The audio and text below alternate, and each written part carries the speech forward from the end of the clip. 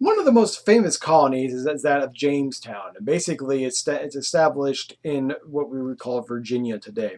So we need to talk about it. Jamestown is one of those colonies that's established to make money. It's not. It doesn't have any sort of religious freedom function at all.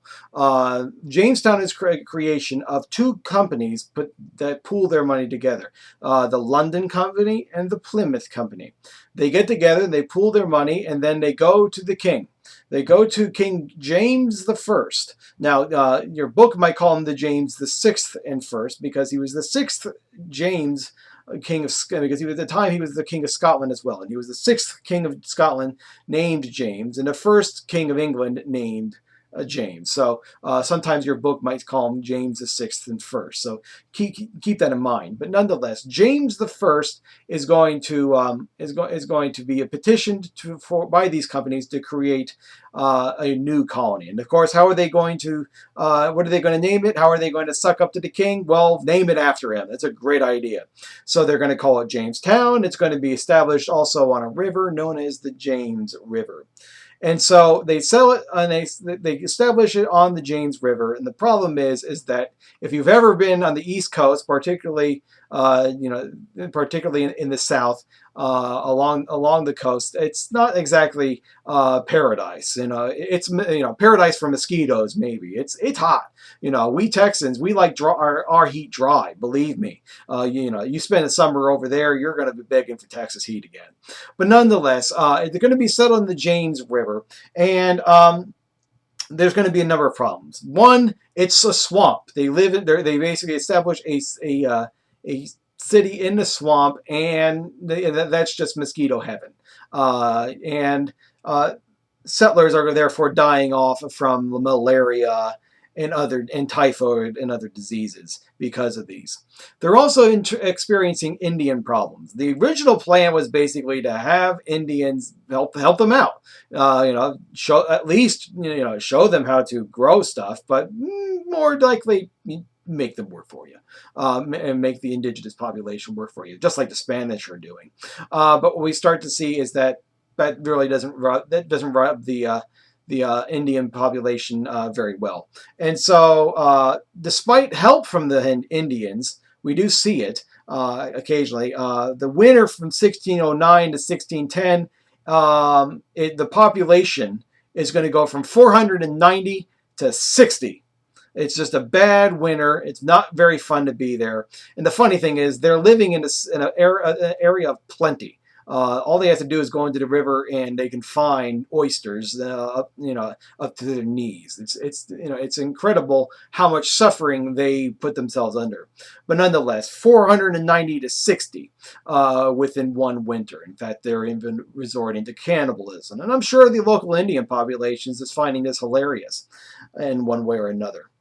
And so, but nonetheless, the settlers begin to antagonize the Indians, and for the next 5 years, there's going to be a very caustic relationship between the settlers and the Indians. The settlers are also going to have their own issues. They're going to have their own divisions, particularly between the gentlemen and the workers.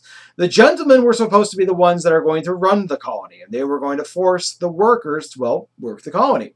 So the gentlemen refused to work, and the workers refused to work for the gentlemen. So you can understand that they're going to, run into each other's heads. The only reason why Jamestown survives politically is the rise of a man named John Smith. Now, for those of you that are Pocahontas movie fans, I'm talking about the Disney version. Unfortunately, I'm going to have to burst a whole bunch of bubbles. But nonetheless, John Smith, in a Disney movie, he's a pretty good looking guy, blonde hair, blue eyed, really manly looking guy. Well, the real John Smith looks more like he belongs in Duck Dynasty than he does Disney's Pocahontas. The love story between the two never happened. We do know that she saved his life, but nonetheless, there really wasn't a love story between the two. But John Smith comes around and basically tells the people of Jamestown, look, we have a simple rule: you don't work, you don't eat. Yeah, and that's the simple rule. So if you're going to, if you're going to work towards the success of this colony, you can certainly eat. If you're not, you're not going to. So this really stabilizes the colony, and the gentlemen and the workers, they start working towards the betterment of the colony. Otherwise, they're going to go starving. But that's just the economic section, or sorry, the political and social stability of Jamestown. You need something for the people of Jamestown to do, and in steps the man that truly was in love with Pocahontas. His name was John Rolfe. I've been told that he shows up in the sequel, Disney Pocahontas 2. He shows up, but nonetheless, we'll talk about that in just a second. John Rolfe shows up, and basically he is the father of American tobacco. They learned from him very early on that tobacco grows very well in Virginia. The climate is correct, and so they're going to grow tobacco in these areas.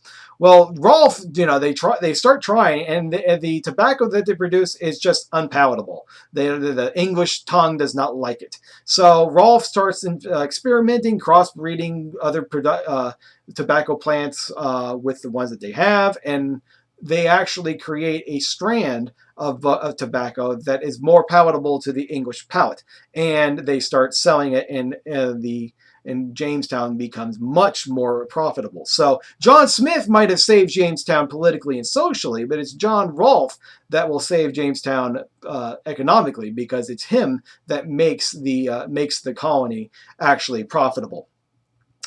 John Rolfe is going to be the one that marries and falls in love